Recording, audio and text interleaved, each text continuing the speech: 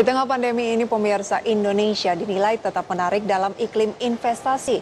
Pemicunya adalah kebijakan pemerintah dalam penanganan COVID-19 dan pemulihan ekonomi nasional, demografi Indonesia, serta spending behavior masyarakat Indonesia yang dinilai cukup besar dan merupakan kekuatan yang cukup menarik bagi investor.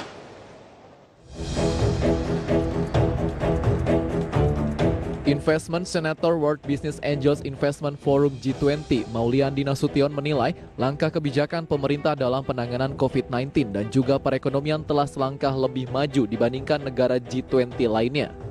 Tinggal bagaimana kepastian yang diharapkan oleh investor untuk lebih dikuatkan agar menarik lebih banyak investor datang ke Indonesia di tengah resesi yang menghantui tanah air. Hal ini disampaikan dalam bincang dengan BNPB dan Satgas Penanganan COVID-19 beserta Investment Senator WBAFG G20 tersebut. Di mana perekonomian Indonesia di tengah pandemi dan ancaman resesi ini masih diminati para investor. Kesempatan Indonesia dalam menangkap peluang investasi ini harus dioptimalkan. Apalagi pemerintah memberikan kepastian salah satunya dengan kebijakan mempermudah perinvestasian. Kalau saya boleh bicara itu adalah yang penting kita harus kompak. Karena di Indonesia ini masalah komunikasi dan kekompakan itu yang jadi masalah buat para investor. Masalah komunikasi antara pembuat kebijakan, antara pelaku bisnis dan segala macam.